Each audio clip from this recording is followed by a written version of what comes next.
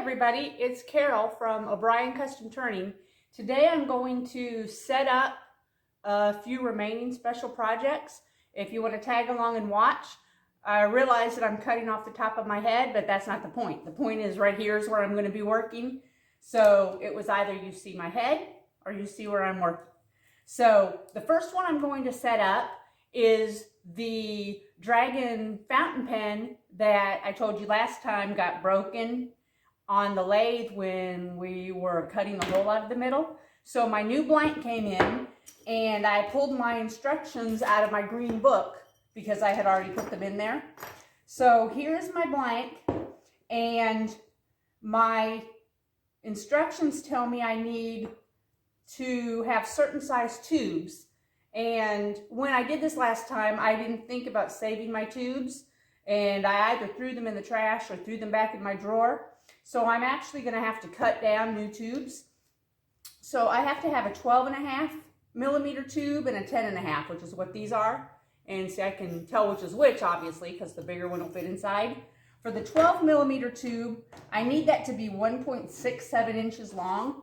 And what I'm going to do is I'm actually going to cut that or leave that longer. This one is just over 2 inches long. So I'm going to leave it longer, and then Sean will use his calipers and cut it to the appropriate size. So I'm going to cut this blank down. I'm going to cut the blank at 2 inches long, and then that will give him plenty of room to work for. I'm going to mark my blank chunk at 2 inches. And then I'm also going to put on my blank, I'm going to write 12.5 inches, so that will tell him which end it is. Now, I'm sorry that my saw, of course, is going to be extremely noisy. That's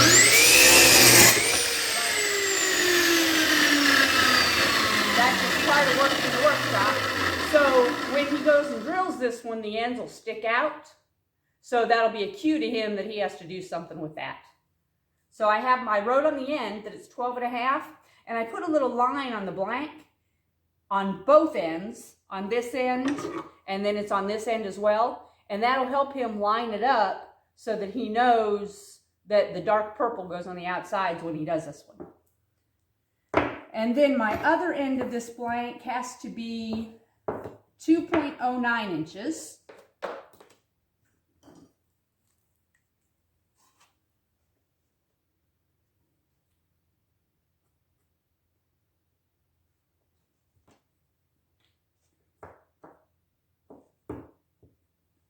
I'm going to mark that one that it is a 10.5 size. I'm going to cut off the excess. Now,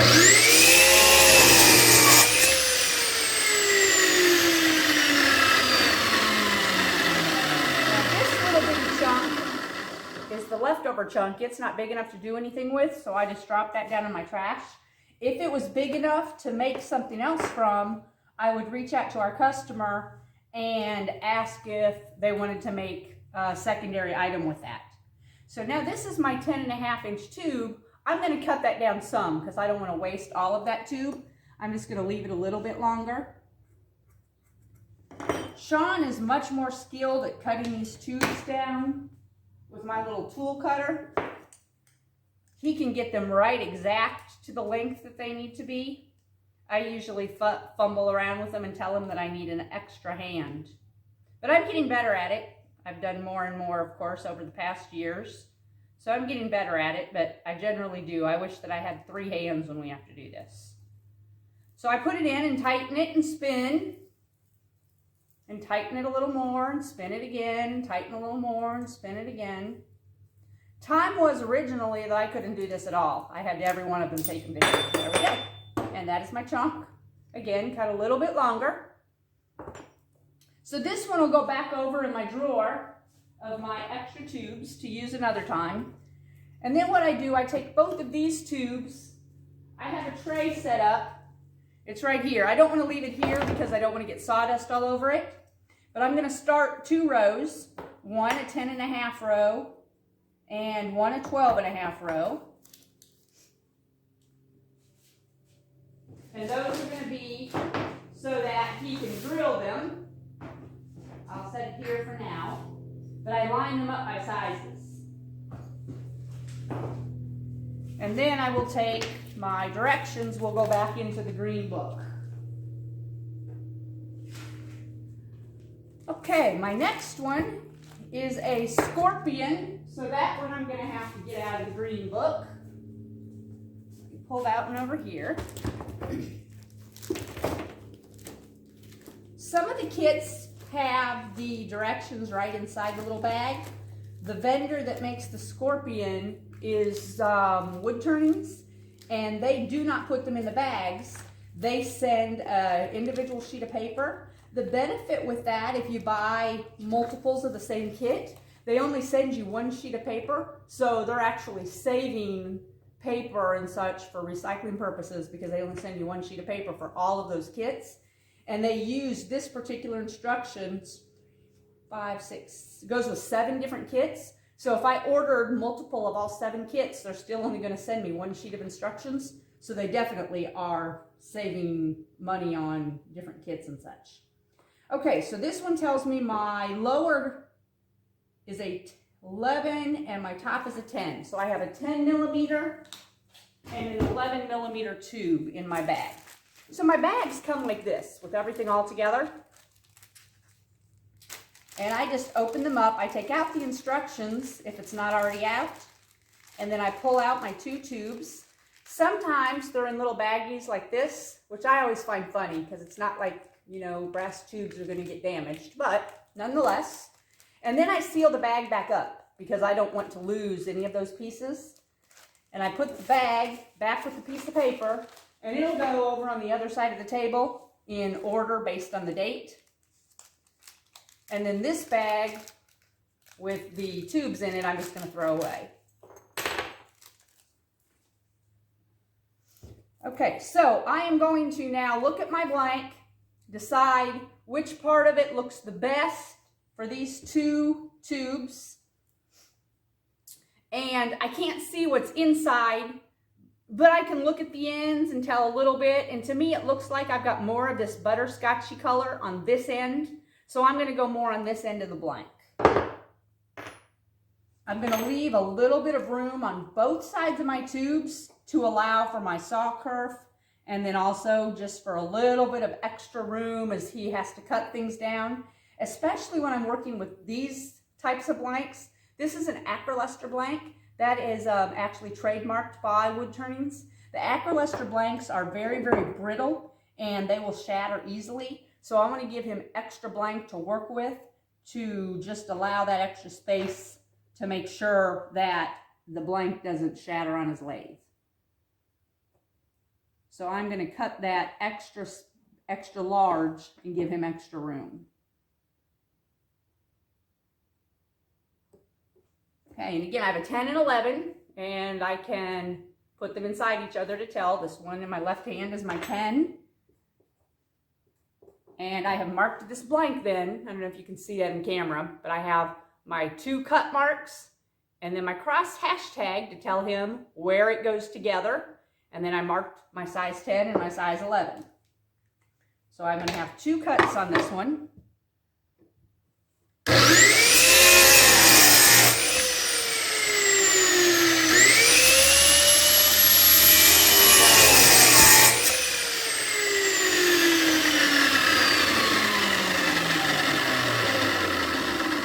I do have a safety cover on this blade, if you can't see that from where you are, because it's on this side.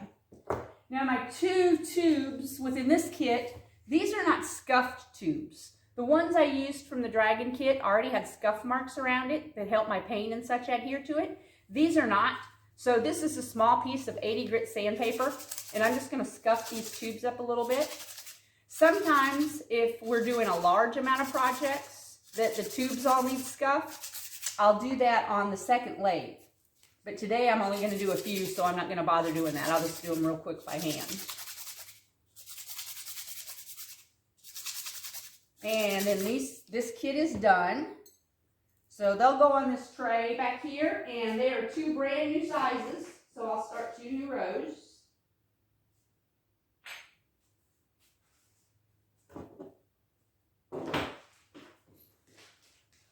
All right, this one is next. It is a toothbrush, And I don't need the instructions because I know how to do a toothbrush. Now, we've talked about the toothbrushes before in a couple different videos. The toothbrushes actually are intended to be this long. So when I hold the blank up to it, a toothbrush is intended to be that long for the handle. So I'm supposed to cut off this much of the blank and it's just that long. But we've decided that we wanted to let our customers use most of their blank unless they tell us differently. And in this case, we've spoken with this customer and she agrees. She wants to use all of her blank.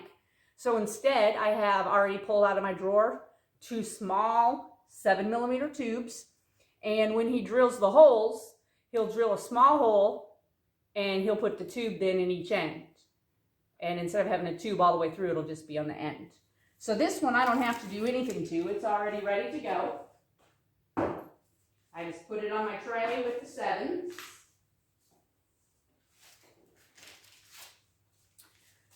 This one is a Chick Line version 2, and the instructions are in the kit. It is a 2-barrel tube. That means I have 2.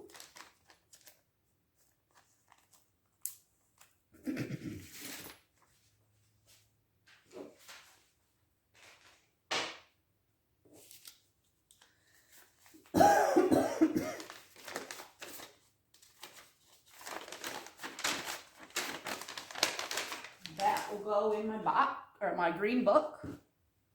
Okay, these tubes are also not scuffed yet.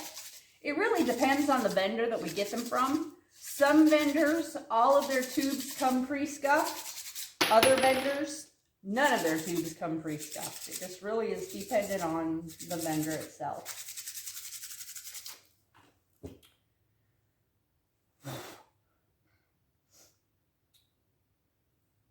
Right, so I want to use this end. It has more of the swirl pattern, I think.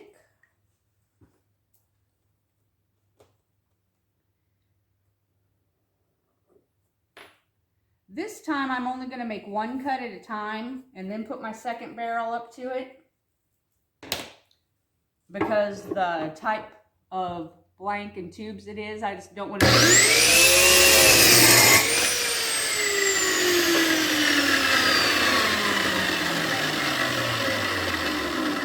I don't want to make a mistake in the measurement and how much I allow. So I'm going to do each one and then line my blank up and make sure I've allowed plenty.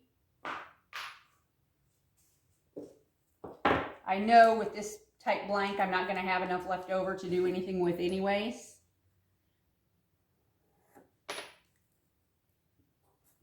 And I'm writing the 7 on it to tell him that he's going to drill 7mm holes in it.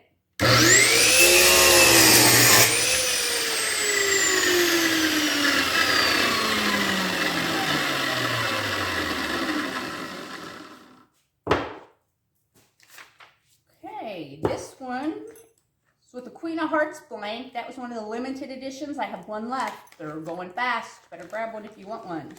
This is a seam roller, and it's another one. She wants longer. It's a 7mm tube. So I'm going to have to go grab one out of my box over there. So forgive me taking myself off camera for just a moment. I will keep talking to you while I do that. We have a set of boxes over here.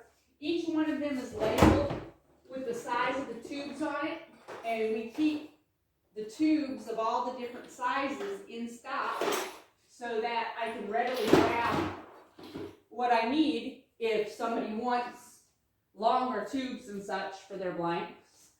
I don't think this one will be long enough. No, it is not. So I'm going to have to cut one down for this one also. And the piece I would have left over on this, by the time I leave a little bit sticking out for him to work with, is not enough to do anything else with, so I'm not even going to cut it down. I'm going to just leave that as is. I like that kind. They're fast and easy.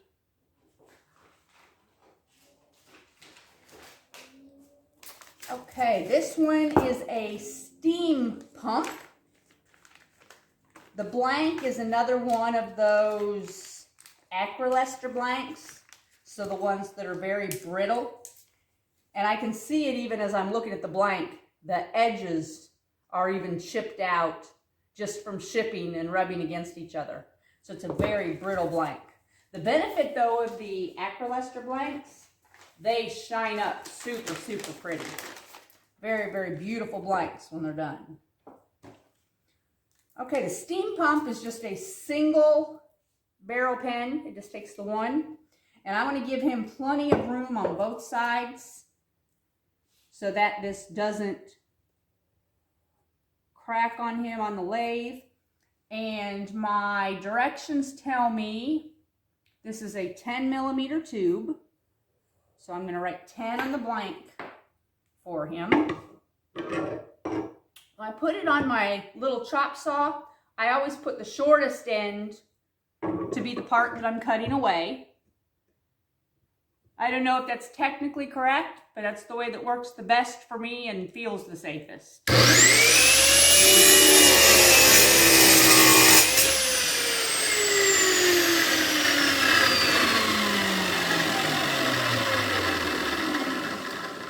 Okay, so with this, she does have a little bitty chunk left. Her chunk is about 1 3/4 inches long. So she could make a keychain out of that. She could do a mini touch stylus, or we could do an aromatherapy necklace. So I will send her an email, or a Facebook message rather, and ask which of those things she would like to do, if any. And if she says she doesn't want to pay for the additional item, then that blank will just go down here in my bowl. Oof. This is my cutoff bowl. It is just full of blanks that are this size. So these are the ones, if you want a random O'Brien Placer Red, I just go and pick one out of the bowl. Or a random aromatherapy necklace that you want a longer one, I'll pick one of those. Or I have this bucket is random for aromatherapy necklaces that these are smaller sized. So that's what happens with those if you don't use your cutoff. They just go in my bowl and wait for somebody else to want to use them. When you go with a random one, you always get a discount on those because you're not picking your color. However, you are telling me things like your favorite color or colors you don't like. I'm not going to choose a red blank for you, for example, if you hate red and your favorite color is blue. That would be silly. Because the goal is that you love your pens. Okay, so this next one, she has already told us she wants 2 items out of her blank. She wants a prism pen. A prism pen is a single barrel pen, it's this long. And she wants an aromatherapy necklace. A prism pen, I believe, is a 27/64, but I'm going to do a quick double check to make sure. Because if I write the wrong size down, and Sean drills the hole the wrong size, when he goes to put it together, it won't fit. And the fittings for the pen mechanism, it won't work, and your pen won't work. And that certainly would not be a good thing. Okay, I'm having a hard time here finding P. I'm to M. You'd think that, you know, it's alphabetical order, that would be very easy. Some days it's easier than other days. Other days my brain goes, what letter comes next? There we go, prism.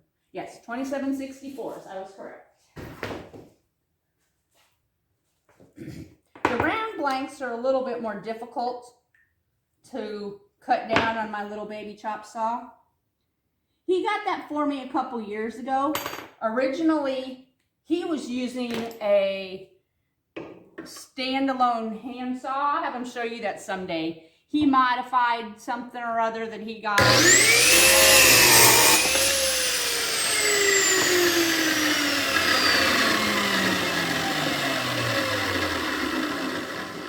And it was all well and fine for him being a guy.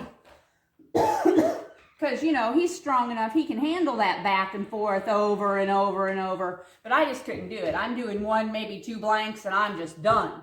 So he got me this little baby mini chop saw, and I really, really, really like it. It works really well for me. But he still goes back and forth. Most of the time, If he's just doing one or two, he still will go back over to his little hand one. But that's definitely not for me. Takes too much upper arm strength. That and his workbench is set up at chest height for me. So for me to go and try to do something at chest height that uses upper arm strength, that's just not happening. Now for this aromatherapy necklace, this was her cutoff. And she could have selected that she wanted a long aromatherapy necklace to use all of this, but she wanted it standard size. So it's just using this much of it. So this chunk that's left will actually possibly be long enough that it'll go back down in my little bowl then to make another aromatherapy necklace down the road for somebody else that wants one.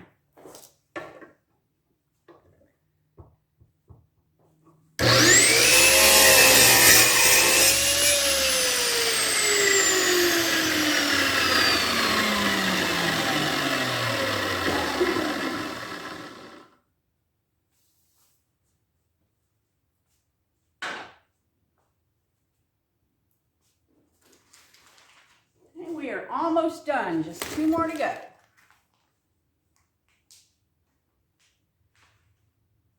I try to do this when Sean's not out here. He had just came out a moment ago and stepped back out. I try to do this when he's not out here because my chop saw faces his workstation, and sometimes it just flings the cutoff pieces and they go ding, and we're just kind of worried that it's going to peg him in the head. So he tries to not be out here when I'm working on the saw especially. So we try to time our working when we're not both out here. Okay, this one's going to be very pretty. I have a beautiful green hybrid blank. This one came from Don Van Dyne. I know you can't see it really up close, but you'll see it when the pen's done. But it's going to be a Celtic fountain pen. It's going to be a beautiful, beautiful pen. So I pulled my directions out. And I'm pretty sure it's a 10.5 and a 12.5, but I am going to look because that's just the right thing to do. Yes, 10.5 and a 12.5.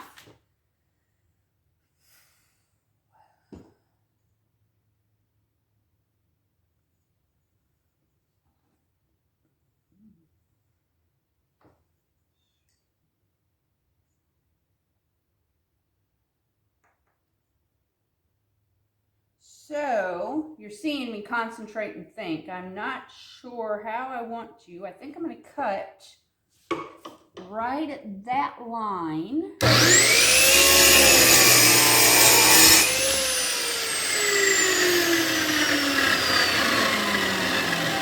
the fountain pens especially, it is so very important that we're paying attention when I'm cutting them as far as the lines. I'm making sure I'm dividing them up where I want them to keep the patterning of the blank and all of those lovely things.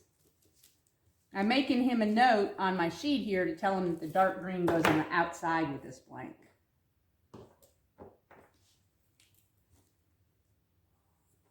Usually I do all of my writing and my cutting back on the station behind me, but I didn't want to have my back to you while I was working. Okay.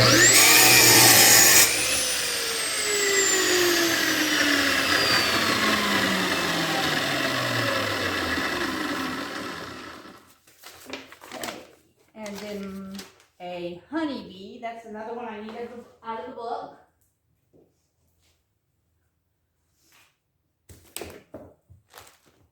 Honeybee would be under H. Honeycomb, honeybee. Honeybees 25/64.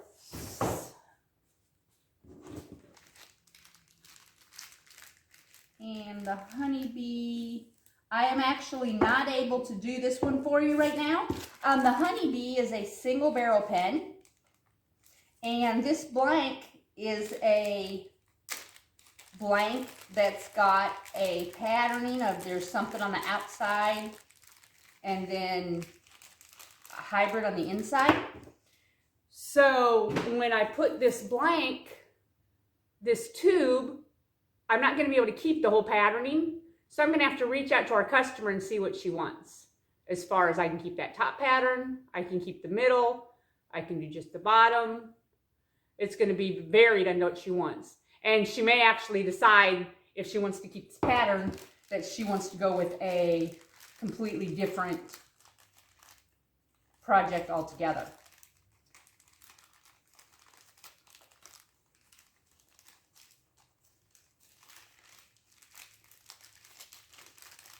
And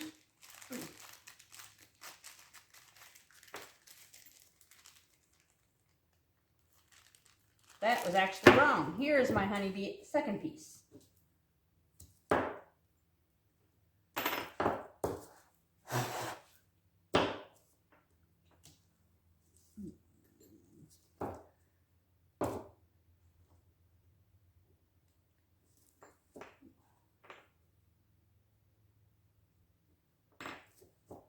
Still trying to decide how I want to do this to capture all of this blank though. I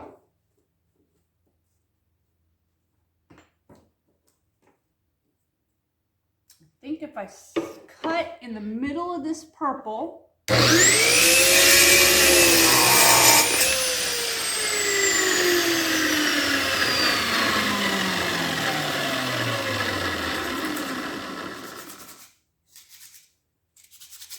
that one would be a really, really, really great example of, had I made a cut and it was just the one and it was wrong, then it could cause all kinds of problems and I'd had to have started all over with a new blank, because you cannot uncut a blank once you've cut it.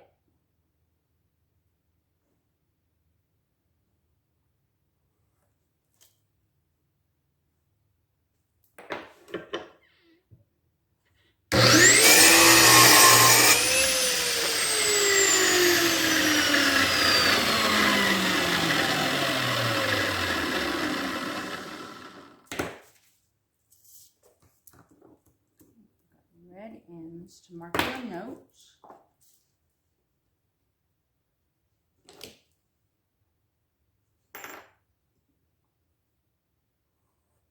It's just a little teeny tiny sliver I want to cut off of that one.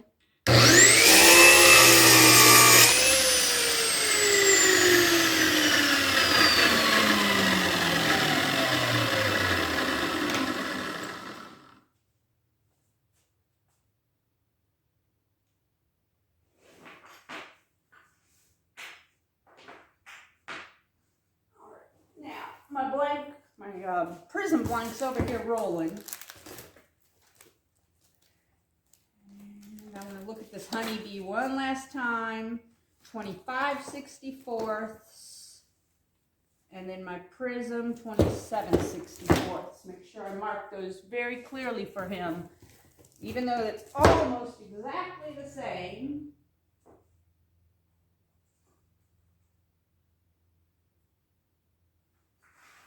Put them in two different spots on my tray. It's just hard to make a circle blank stay in place. They like to go where they want to go. Okay, that is all of my cutting down. Now my next step, is to find my little paint tray, and I don't know where we hid it. Sean must have used it last, and I'm not sure where he put it, so I'll have to ask him. My next step will be to take those blanks that I separated. We have a block of wood with nails in it that I put the blanks on the nails, and then I take it outside and spray paint them white. And then once they're dry, I put the tubes back on with their respective blanks and put it over by his lathe to have the holes drilled, and then he glues them. And then those are ready to go, and he'll batch them then for his next set. With that, if you have any questions or comments, drop them below. I hope you learned at least a little bit about how we set those up, and then also saw how it can be really easy to have a little bit of confusion or make a mistake, and why it's so important that we have them organized and keep them straight. Have a great rest of your day, and I'll see you next time.